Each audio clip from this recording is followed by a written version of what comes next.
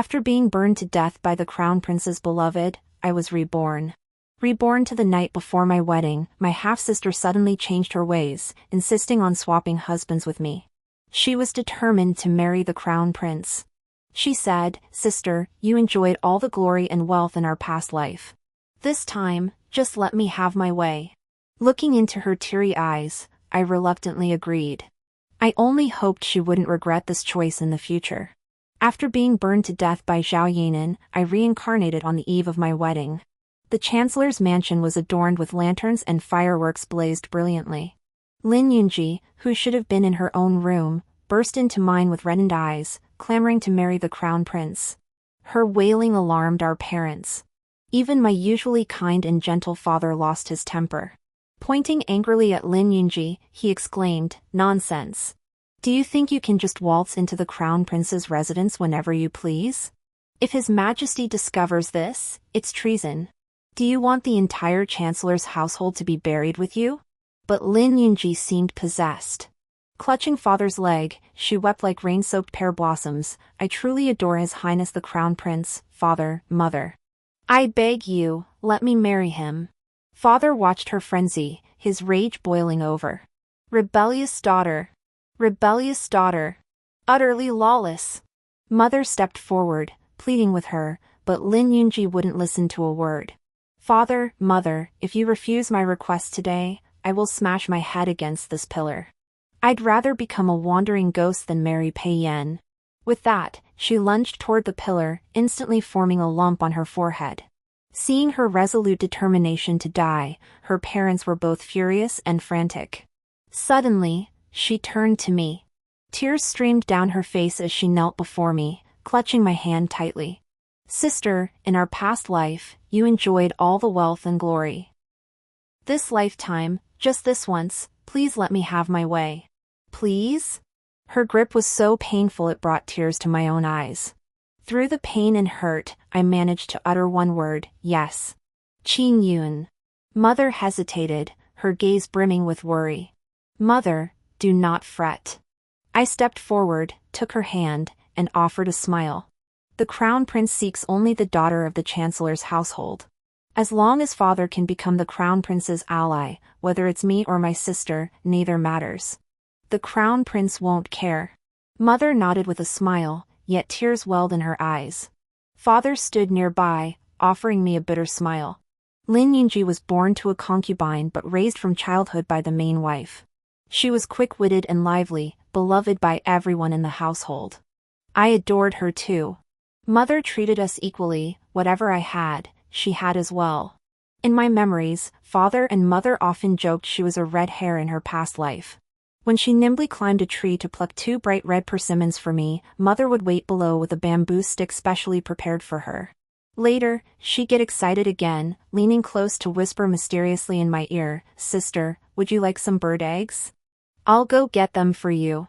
I had always strictly followed mother's teachings, holding myself to the standards of a crown princess consort, to be a dignified and composed young lady. That day, as if possessed, I nodded. She scrambled up the tree like a monkey, reached the top, and retrieved 4 small bird eggs for me. After roasting them over the fire, she huffed and puffed, peeling off the shells, charring the skins to a golden brown. She threaded them onto a twig before handing them to me. Resting her chin in her hand, the firelight dancing across her cheeks, a smile playing at the corners of her mouth, she said, "Sister, eat up. Next time I'll roast some more for you." I only remember that day, all 4 bird eggs disappearing into my belly. After that, Lin Yunji never found another chance to climb trees. Because mother hired a tutor for her. After the new year, she would come of age.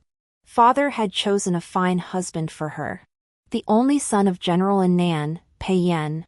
Father set the date, so she and I would marry on the same day. A double celebration, seeking auspicious signs. Word had it that General Pei's mother was kind-hearted, and military families weren't overly strict with rules. Moreover, Pei Yan was handsome and gentle. Lin Yunji would surely be well treated in that marriage. But she eloped. By the time her parents found her, she had already opened 3 cosmetics shops in Linen, thriving in business.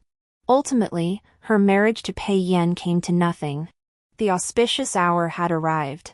The palanquins from the Crown Prince's residence and the General's mansion arrived simultaneously at the Lin residence. Lin Yunji stepped into the Crown Prince's palanquin before me. Only after the Crown Prince's palanquin had departed the Chancellor's residence did I slowly step into the General's palanquin. I knew my fate had been rewritten in this lifetime. I would no longer have to contend with Zhao Yinan. One was a noble lady sought after for strategic advantage, the other, the moonlight cherished above all else. In my previous life, I could never outmaneuver her, ultimately meeting a tragic end in the fire Zhao Yinan deliberately set for me. I clenched the handkerchief in my fist, feeling a flicker of relief. Relieved that this time, I wouldn't be burned alive in the flames. The searing sensation of flames licking my skin still sent an involuntary shiver down my spine at the memory. But I believed Lin Yunji would surely find a way to deal with Zhao Yanran. The only regret was that she would likely never win the Crown Prince's true heart. Would she ever regret today's choice in the future? The deafening drumbeats and music left no room for further thoughts. By the time I regained my senses, the sedan chair had already stopped before the General's residence. Beneath the veil, a pair of fair, slender hands lifted the curtain, and a warm, gentle voice murmured in my ear. "Lady, step down from the sedan chair." I placed my hand in Pei Yan's. He guided me over the threshold and across the fire basin, the warmth from his palm spreading through my entire body. Amidst laughter and congratulations, we paid homage to heaven and earth. During the mutual bow, our heads collided, drawing roars of laughter from the crowd. My face flushed beneath the veil. Crown Prince Shinqingye and his beloved Zhao Yanran were deeply devoted to each other. Memories from my past life surged like a torrent into my mind. During the wedding ceremony, the Crown Prince's hand had been ice cold, and the entire ritual had felt utterly cold and impersonal. On our wedding night, to spare Zhao Yinan any distress, he hadn't even stayed in my chamber. He merely lifted my veil before hurrying away. We didn't even share the ceremonial wine. Now, beneath the warm glow of red candles and the soft canopy, my fingers intertwined with Pei Yan's as our eyes locked. "Ah Yun." His warm voice made my cheeks burn and my heart tremble. I looked away, unable to meet his gaze. Unexpectedly, he leaned in close.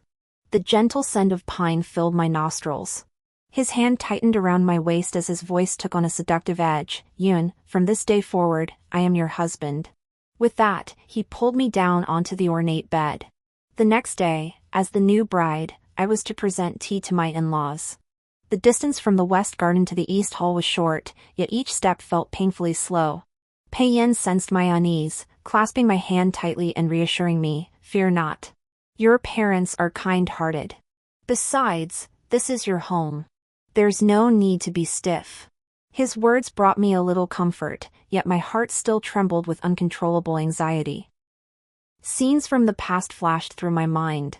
The pain, it was unbearable. The Empress at that time deeply disliked Zhao Yanran, an orphaned girl, and did not want Shinqingye to become preoccupied with feminine charms. She placed all her hopes on me, the Crown Prince's consort, wishing I could capture his heart.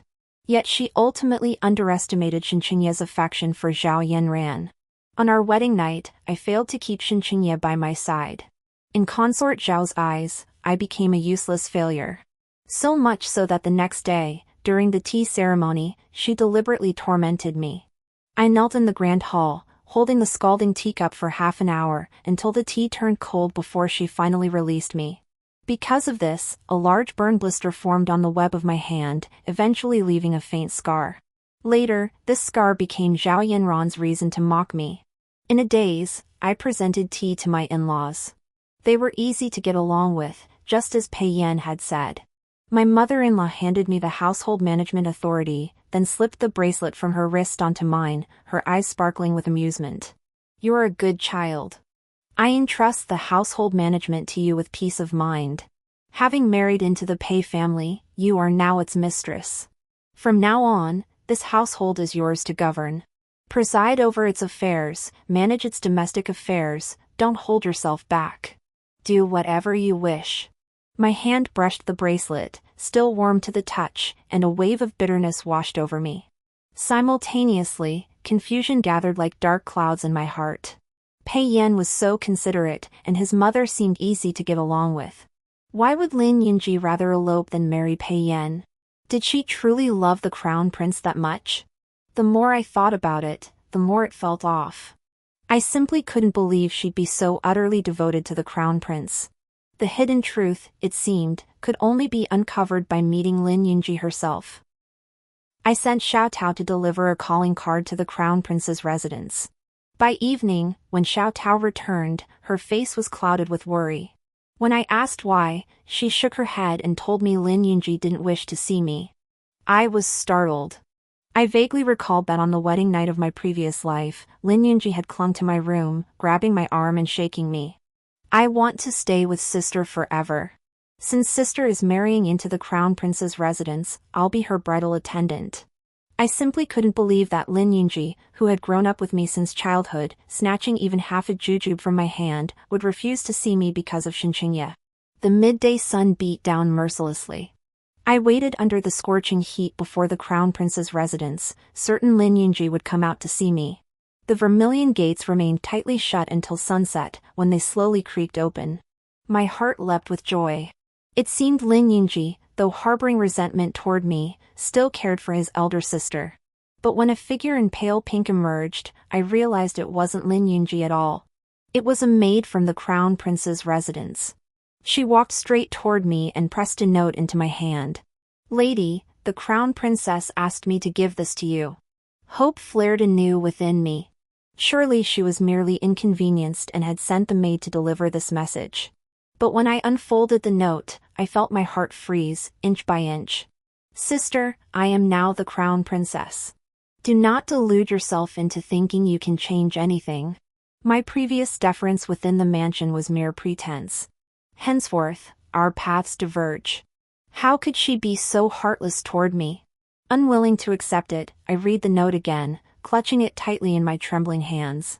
My gaze fixed on the vermilion gate that had already closed, I stammered, "You truly wish never to see me again?" A gust of wind swept past, as if carrying my very soul away with it. My legs felt like lead as I started to leave, only to be blocked by a slender, radiant figure. Lady Pei. A voice as melodious as a nightingale's song snapped me out of my dazed stupor. The very person responsible for my death in my past life now stood before me. A searing hatred ignited within my chest. She deserved to be torn to pieces 1,000 times over. Yet now I must conceal my emotions, watching her with feigned calm. She curtsied gracefully, her smile bright and innocent, though her eyes betrayed unhidden defiance and smugness. "Mrs. Pei, your timing is truly unfortunate. Sister Yan left early this morning to attend to His Highness in the palace." My heart sank. Lin Yunji must have known I was coming and deliberately left a note for me. My gaze shifted to Zhao Yinan, and suddenly it all clicked. She wore brocade embroidered with floating clouds and a jeweled crown, clear signs of the crown prince's deep favor. Judging by the maidservant's attitude toward me and Zhao Yinan's attire, Lin Yunji's days in the crown prince's residence couldn't be easy. I couldn't help but feel a pang of worry for her. Suddenly, Zhao Yanran, who had been so smug moments ago, instantly adopted an utterly submissive posture. Tears welled in her eyes, and she appeared on the verge of weeping. Yenner never meant to steal Sister Yun's favor. Yenner only sought a place of refuge. Her delicate frame swayed precariously, the vermilion hairpin atop her head trembling wildly as her voice cracked with sobs. Yenner knows Lady Pei advocates for Sister Yun, but I never once sought to compete with her for favor. Merely to remain by the crown prince's side would have been enough. As she spoke, tears streamed down her cheeks, a sight that stirred deep pity. Before I could utter a word, Xinqingye rushed over from afar, drawing her into his embrace and murmuring soothing words. "Yenner, fear not. With this palace here, she dares not harm you." His gaze then turned to me, dark and stormy, his tone icy. "My Yenner is not to be meddled with by an outsider like Lady Pei." Gazing at Xinqingye before me, his eyes deep and impenetrable, I could no longer see the upright youth from my memories. Hatred from 2 lifetimes intertwined like rampant vines. Digging my nails into my palms, I forced my voice to remain level. "Your Highness, the consort must be mistaken. I came today solely to visit my younger sister and did not intend to cause you any trouble." With that, I turned and left. Xinqingye dared not stop me. After all, he had not yet ascended to the supreme imperial throne. And my father remained the chancellor. The imperial court was a sea of shifting intrigue, anything remained possible. That night, I had a strange, lengthy dream. In it, I saw Xinqingye, the late second prince, and the eldest princess. In the eldest princess's eyes, deep as an abyss, I glimpsed a trace of imperial aura that commanded the world. The scene shifted, and I became a wealthy merchant, continuously delivering silver notes to the princess's residence to fund her rebellion. Suddenly, flames shot skyward. Horses galloped past in a whirlwind of gold armor and iron spears, until an arrow pierced through the air, striking Lin Yunji's chest. I screamed with heart-wrenching agony, but she couldn't hear me. The moment the arrow sank into her chest, blood gushed forth. A sharp pain pierced my chest as something surged forth with thunderous force. "No, Yun, wake up." I slowly opened my eyes, sweat trickling down my neck. My nightgown was soaked through. My consciousness gradually cleared. Pei Yan sat by the bed, clasping my hand tightly, his expression filled with worry. With him here, I felt a peace I'd never known before. I squeezed Pei Yan's hand in return. "I'm fine. I've caused my husband worry." Only when the faint crowing of roosters reached my ears did I drift back into a drowsy sleep. When I awoke again, daylight flooded the room. Feeling the sunlight inch by inch illuminate the chamber, my heaving chest gradually steadied. Lin Yunji wasn't dead. Thankfully, it had only been a dream. Yet this dream was far too bizarre, far too unorthodox. It had become a persistent nightmare I couldn't shake. Since childhood, I diligently followed my parents' teachings, speaking and acting with caution, placing my husband above all else. How could I have supported the eldest princess's rebellion in a dream? It utterly contradicted the etiquette and knowledge I'd learned. I banished these absurd notions from my mind. Dreamscapes were inherently unreal. No doubt these days of worry over Lin Yunji had conjured such an unrealistic dream. I resolved to distract myself and go for a walk. I brought Xiao Tao to Biyun Pavilion.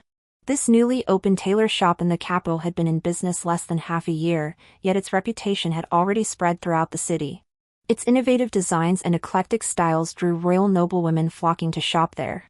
Even before entering the store, my gaze locked onto a dazzling figure. Zhao Yanran, dressed in flashy attire with jingling ornaments, resembled a peacock displaying its feathers. Every moment radiated Xinqingye's boundless adoration for her. Though the noble ladies disdained her vulgar manner, they dared not offend Xinqingye and could only offer feigned flattery. Amidst this adulation, Zhao Yanran grew giddy with self-importance, acting as if her status now surpassed even that of the crown princess. "My love for crown prince brother is mutual. If not for..." Before she could finish, Lin Yunji, who had been watching her from the shadows, pushed through the crowd. Smack! Smack! Lin Yunji's slaps landed with crisp precision. Zhao Yanran's head jerked to the side. She started to flare up, but her eyes welled up the moment she recognized Lin Yunji's face. Her earlier arrogance vanished completely, leaving her looking like a frightened rabbit. She clutched her reddened cheek, her lips trembling, her eyes brimming with hurt.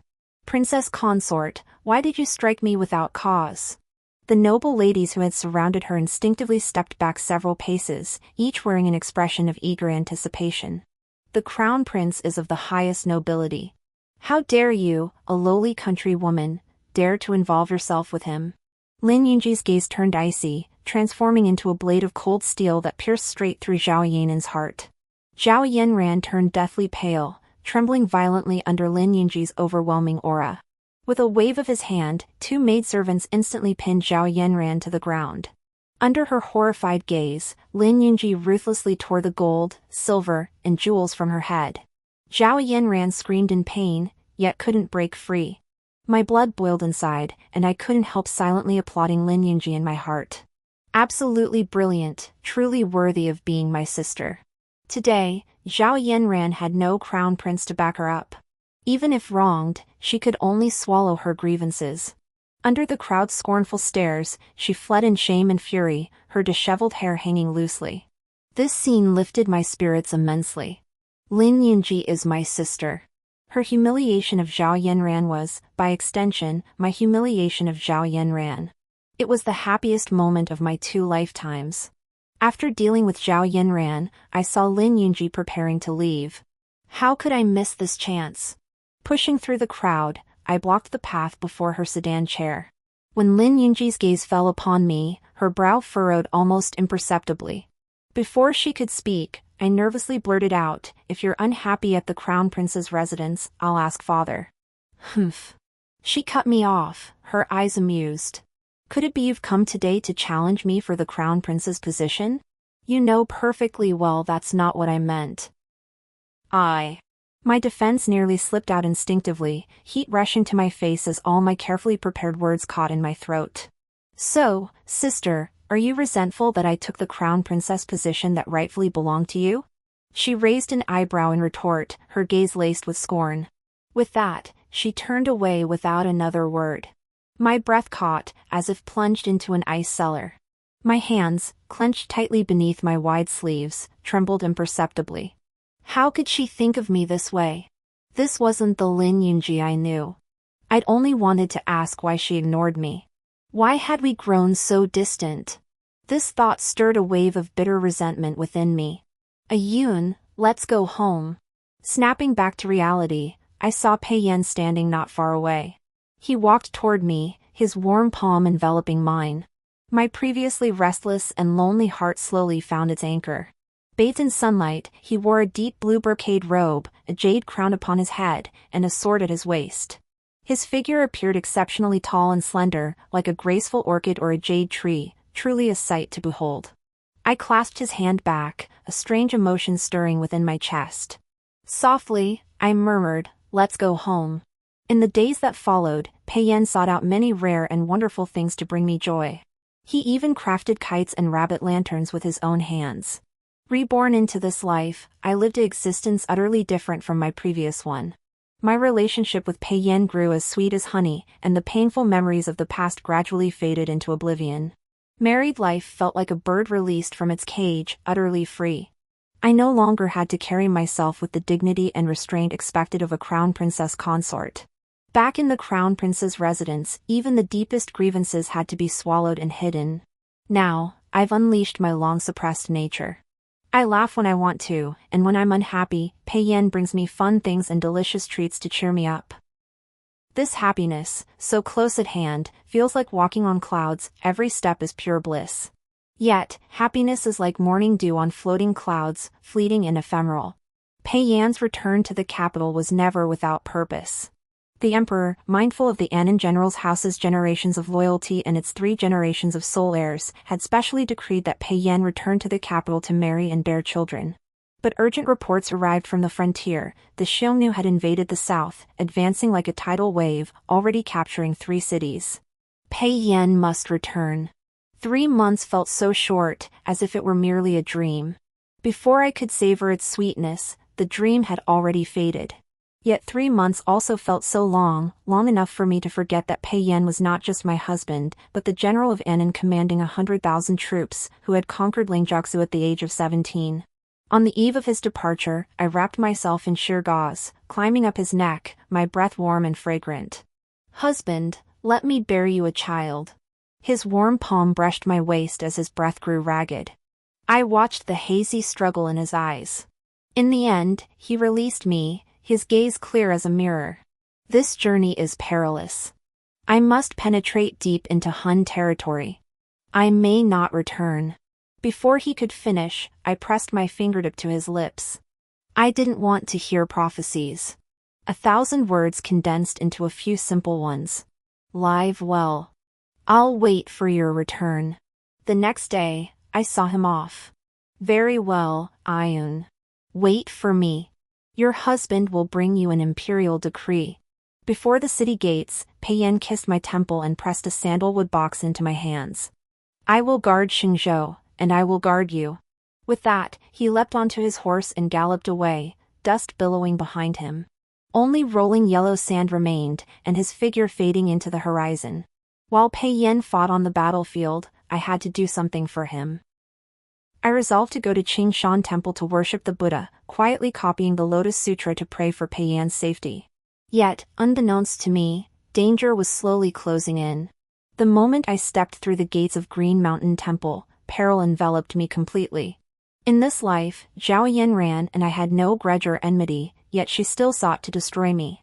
And Green Mountain Temple lay deep within secluded mountains and forests, seldom visited by anyone. Here, she could eliminate me without a trace, then toss my body off the cliff behind the mountain.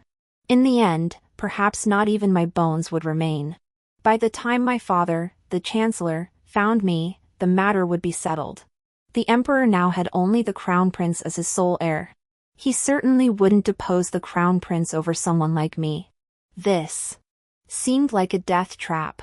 Though I brought a group of guards, they were no match for the dozen or so elite assassins by Zhao Yanran's side. The heavy wooden door creaked open, letting in a sliver of sunlight. Zhao Yanran stood before me in her night attire, blocking all the light. I knew my guards were likely gone. Kneeling on the meditation mat, I ignored her, reciting sutras with unwavering focus. Zhao Yanran lost her composure first. Before the gilded Buddha statue, her sharp nails dug deep into my jaw, forcing me to meet her gaze. She stared at me with the air of a victor, her grin twisted with malice. What a pity.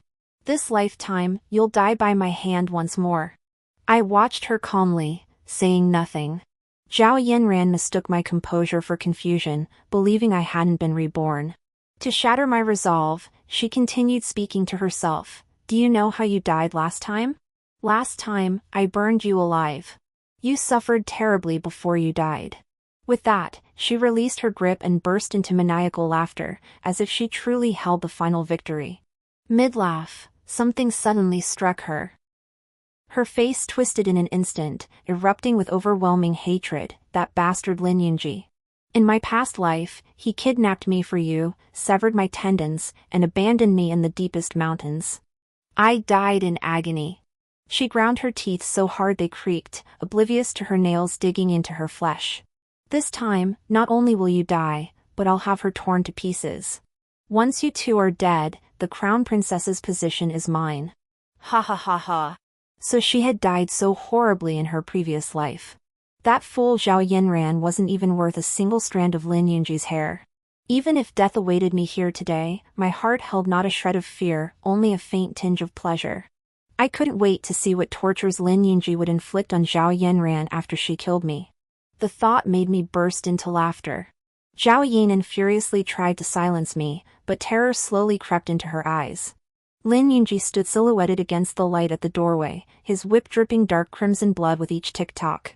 He seemed like a deity descended to earth, advancing step by step toward Zhao Yanran and me. Zhao Yanran screamed in horror. What are you doing? Don't come any closer. In desperation, she yanked the hairpin from her hair and pressed it against my throat. I could feel her body trembling violently, her fear of Lin Yunji ran deep, rooted in her very soul. If you take another step, I'll kill her. Her voice shook as the hairpin trembled fiercely in her grasp. Yet Lin Yunji's stride didn't falter. Step by step. In the vast, empty hall, Lin Yunji's muffled footsteps echoed like the approach of death itself. To Zhao Yanran, each step felt like a death sentence. The hairpin trembled so violently in her hand she could barely hold it. A cold, stinging pain shot through her neck as something began to trickle down. Crack! The whip sliced through the air. Zhao Yanran's heart-wrenching scream followed. She tumbled to the floor. Crimson blood seeped through the gaps between her fingers as she clutched her face. Even now, utterly defeated, she spat out a threat. You'll pay for this. I'll tell my prince brother. You'll all die. Crack! The crisp, icy crack split the stone slab of the grand hall clean in two. Zhao Yanran fell silent, crawling like a dog before Lin Yunji, sobbing that she'd only sought a way to survive. Truthfully, it was all just an excuse for her own greed. Had she remained content with her lot, she could have lived out her days in peace. Yet Zhao Yanran stubbornly deceived herself, convinced that Lin Yunji and I had stolen her position as crown princess. She refused to look inward for answers, why Shinchinya loved her so deeply yet never fought for her to become crown princess. Simply because her maternal clan held little influence, unable to bolster the crown prince's position. Even without Lin Yunji and me, there were the daughters of the grand scholar and the grand tutor. She was utterly unfit to be crown princess. Lin Yunji narrowed his eyes, radiating a dangerous aura. Then, without mercy, he kicked her to the ground, scooped me up in his arms, and strode out of the hall. From start to finish, she hadn't uttered a single word, yet her actions spoke louder than 1,000 words. Facing Zhao Yinran, I felt no fear whatsoever.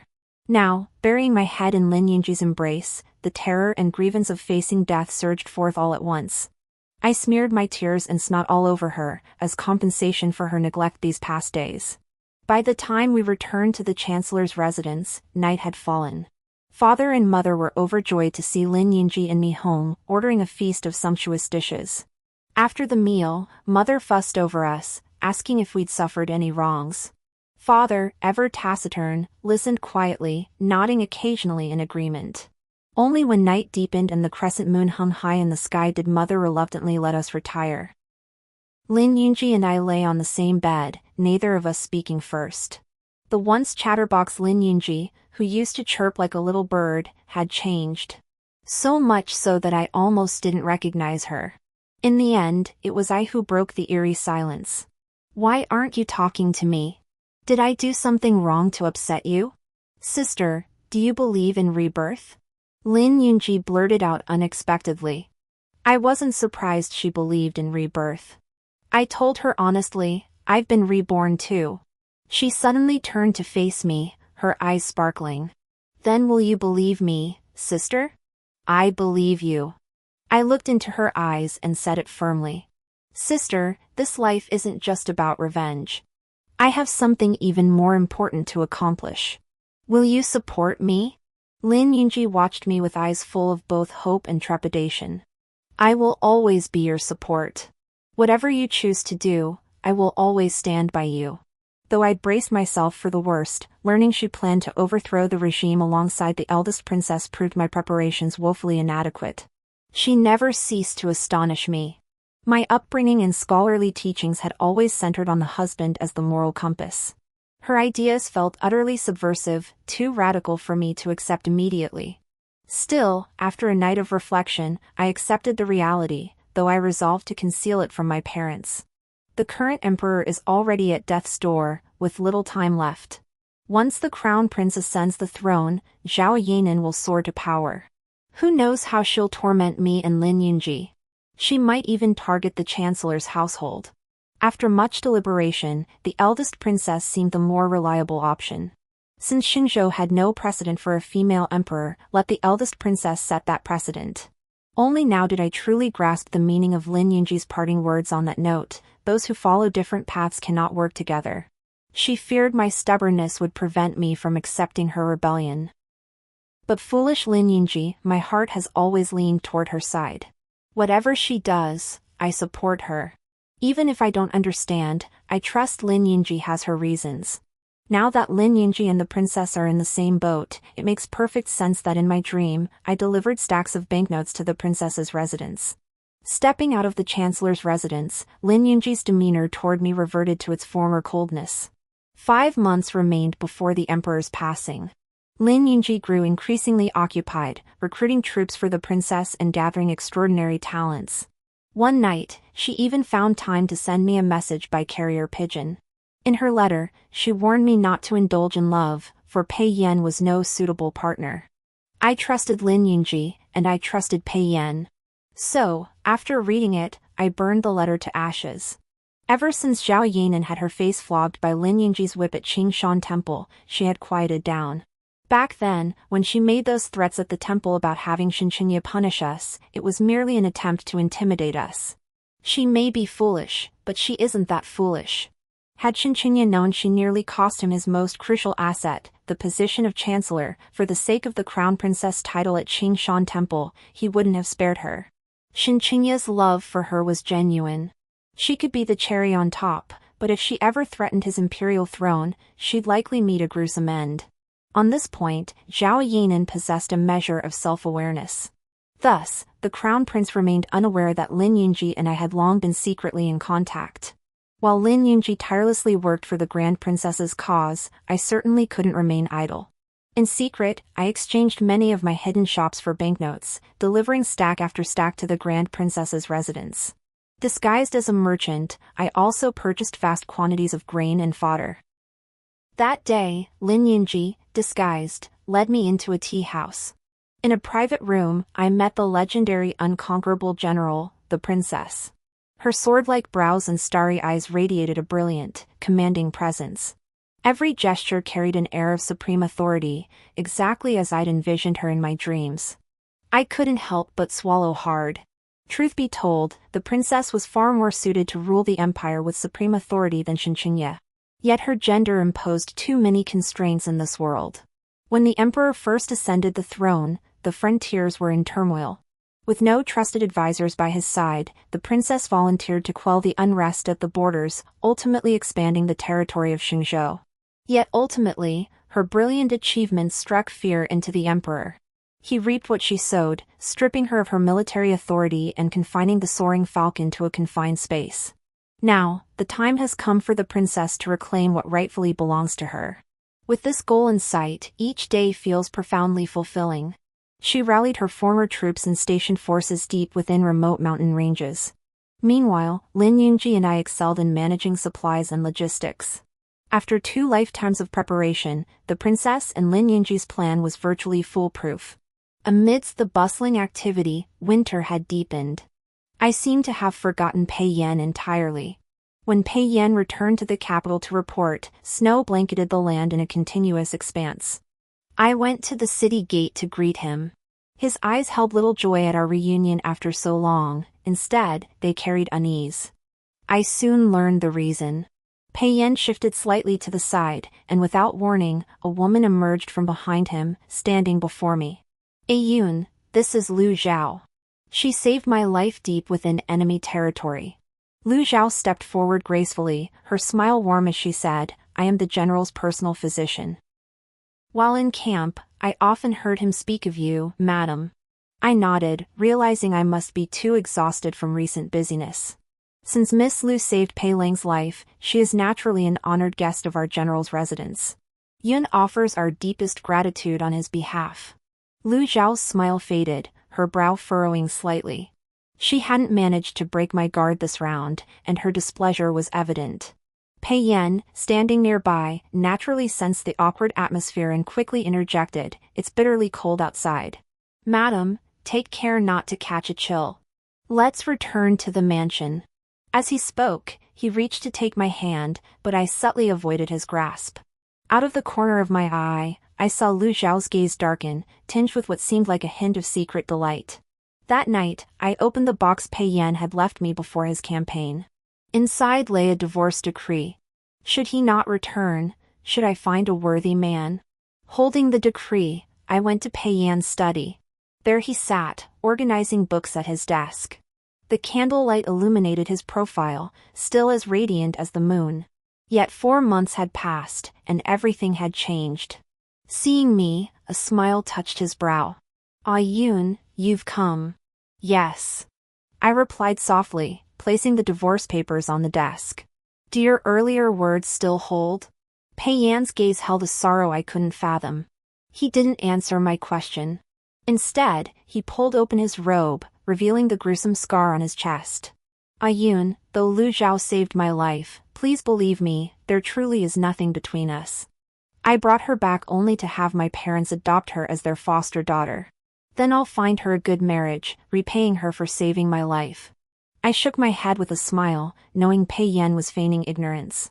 How could he fail to see the love Lu Zhao openly showed him? In a world frozen by heavy snow, where all sounds were hushed, 2 bodies huddled close, listening to each other's heartbeats, vowing to share life and death, to grow old together. I simply couldn't believe that, even for a single moment, Pei Yan hadn't been moved. The candle flame flickered in Pei Yan's eyes as he spoke, weary, Yun, you are my wife. You are the only wife I will ever have. But I want freedom. I spoke these words with unwavering resolve, leaving no room for compromise. As I turned to leave, I could distinctly feel a shattered gaze fixed upon my retreating back. But that no longer mattered. Having resolved to be myself, I would never again place myself in such a dilemma. Early the next morning, Pei Yan sought me out, dark circles ringing his eyes. In a tone meant for negotiation, he said, "A Yun, accompany me to one final palace banquet." I readily agreed. To be fair, Pei Yan truly was an exceptionally good man. Yet I was trapped at the center of the whirlpool. Lin Yunji once told me she'd had a dream where Lu Zhao became Pei Yan's concubine as she wished. And I, through her repeated slanders, saw the scales in Pei Yan's heart gradually tip toward her. My final fate was to be ground to death. Clearly, the risks and costs of clinging to a man were simply too great. Yet in this world, women already faced immense hardship. Social conventions and moral codes became shackles binding them. But what choice did they have? Trapped within the confines of the inner quarters, they fought endlessly over a single man, only to have their lives worn away. To outsiders, Pei Yan merely took a concubine, a perfectly natural act for a man. Had I interfered, I would have faced immediate public condemnation. Accused of being a jealous, intolerant mistress, I would have been branded with the 7 grounds for divorce, drowned in a flood of scornful accusations. Where there are people, there is strife. Men always hope for harmony within their households, but reality rarely aligns with their wishes. Often, it's chaos and turmoil, never at peace. The very first time I locked eyes with Lu Zhao, I saw hostility in her gaze, a challenge and an air of absolute certainty. Just as Lin Yunji had warned me, she would never accept being second to me. Her eyes were filled with scheming against me. Pei Yan was a good man, but many things in this world are beyond one's control. Once entangled, escape becomes nearly impossible. Lu Zhao was cunning, sly as a fox. She would likely succeed soon. The memory of flames licking my skin in my past life, the fire dragon engulfing me, the piercing agony like 1,000 arrows, and the crackling sound of my flesh bursting open sent a shiver down my spine. Given another chance, I cannot repeat the same mistakes. Only by parting amicably with Pei Yan can I live well and fulfill my own life. A blanket of snow blanketed the land, signaling the year's end. On New Year's Eve, officials of the 5th rank and above entered the palace with their families for the banquet. The palace path stretched long, palace maids and eunuchs hurried along, lanterns strung in rows, red silk draped over tree branches. The festive decorations radiated joy. Amidst the bustling atmosphere, it seemed as though all grievances had dissolved into thin air. Stepping down from the sedan chair, I gazed at the hand reaching through the curtain. The back was crisscrossed with scars, creating an illusion of a lifetime having passed. From the youthful excitement of marrying Pei Yan to the present state of a marriage in name only, it had taken merely 7 short months. Finally, supported by Xiaodao, I stepped down from the sedan chair, passing him by. I knew that behind the general's sedan chair, another one stood waiting, carrying Lu Zhao. The emperor was now in his twilight years, and the empress's health was steadily declining. Therefore, this palace banquet was entirely organized by the eldest princess. Knowing that Lu Zhao, the savior of Pei Yan's life, was also attending the banquet, she arranged for my seat to be next to my mother's to spare me too much awkwardness. When the banquet began, Pei Yan noticed I was not seated beside him. Shock flashed in his eyes before he lowered his gaze. When our eyes met again, his gaze had grown as deep as a dark pool, revealing no trace of joy or sorrow. Seated to his right, Lu Zhao appeared in high spirits. Unaware of the heavy atmosphere surrounding Pei Yan, she cheerfully poured him a cup of wine. Pei Yan glanced at her, then raised the cup and drained it in one gulp. Then a second cup, a third. I glanced sideways and met Zhao Yinan's icy glare, my heart skipping a beat. I quickly shifted my gaze back to Lin Yunji. Lin Yunji beamed at me. The crown prince beside her played his part with consummate care. He peeled a shrimp and placed it on the jade plate before her, then added a lotus root cake. What a splendid pair, truly enviable. Zhao Yanran watched this harmonious scene beside her, grinding her teeth in fury yet forced to maintain her composure, a truly difficult task for her. Finally, my gaze settled on the princess. Dressed in a deep crimson robe, she sat beside the emperor, whose lamp was burning low. An aura of formidable authority radiated from her, the imperial presence growing ever more palpable. As laughter and merriment pushed the banquet to its peak, Pei Yan staggered away from the table. Lu Zhao followed closely behind. Most noticed the unusual pairing. Some shot me sympathetic glances, others averted their eyes, pretending nothing was amiss. Everyone harbored ulterior motives, yet none showed it openly. They waited nonchalantly for the spectacle to unfold. A sudden scream sent the crowd rushing toward the pavilion behind the rockery. At a glance, they saw Pei Yan's clothes torn open, while Lu Zhao beside him was also disheveled, his hair loose, and the rouge on his lips smudged. The unmarried young ladies from prominent families immediately gasped, covering their eyes with their hands. Then, cautiously, they opened a small gap between their fingers to observe everything. Drunk and dazed, Pei Yan's gaze was unfocused as he looked at me, reaching out to grasp my hand. "Yun, believe me, I didn't." His words trailed off as he collapsed to the ground. I watched silently, my heart utterly unmoved. Lu Zhao, however, showed genuine concern. Ignoring the piercing stares of the crowd, he struggled to lift Pei Yan and laid him comfortably on a bench. Soon, an eunuch from the emperor's entourage arrived with orders to take Pei Yan to a side hall to sober up. With such a scandal unfolding in the palace, the post-banquet entertainment, including the flowing cup ceremony, was inevitably cancelled. Noble officials and officials departed one after another, and the vast palace suddenly grew desolate. After wandering aimlessly through the palace grounds, a eunuch finally summoned me to enter the hall. Pei Yan had sobered up, and Lu Zhao was by his side. The emperor on the dragon throne wore a grim expression. The emperor valued military talent and initially intended to execute Lu Zhao on the spot. Yet Pei Yan knelt before the hall, declaring his intent to take Lu Zhao as a concubine. The emperor summoned me into the hall to seek my counsel. Fortunately, before entering the palace for the banquet, I had anticipated this turn of events and kept the divorce decree close at hand. Kneeling in the hall, I calmly produced the official seal-stamped divorce decree and unfolded it before the emperor. Upon reading the words, everyone present gasped in shock. Only I stood tall and declared, "Your Majesty, this servant and General Pei have divorced. General Pei and Lady Lu are mutually devoted. I humbly request you grant them imperial permission to marry, lest this blessed union be wasted." Out of the corner of my eye, I saw General Pei's face stiffen and his body sway, but in the end, he said nothing. The matter was settled. The emperor, his expression dark, wrote the imperial decree granting the marriage. The eunuch then announced the decree had been issued. General Pei knelt and thanked the emperor in a deep voice. Finally, the emperor closed his eyes, waved his hand, and dismissed us. After returning to the chancellor's residence, my private meetings with Lin Yunji grew increasingly frequent. She informed me that the princess's entire plan was unfolding with meticulous precision. Everything was ready, awaiting only the final push. The princess had stirred the court into a state of constant alarm. Only now did Shinchinya finally notice the unusual stirrings within the court. His supporters were being silently eliminated by the princess, even the palace guards had been replaced with her loyalists. The emperor was now completely under her control. Panicked, Shinchinya began frequenting the chancellor's residence, attempting to win over the aristocratic families he had once looked down upon. But it was too late. Only the general of Annan's residence and the crown prince stood on the same side, but distant water could not quench a nearby thirst. A mysterious figure once passed by. Glancing at the plaque of the general of Annan's residence, he remarked to himself, "Too much bloodshed. The bond with offspring is shallow." On a moonless, wind-swept night, Lin Yunji infiltrated the general of Annan's residence and abducted Lu Zhao, who was 1 month pregnant. 2 months later, when he met Pei Yan again, the man no longer radiated his former noble grace.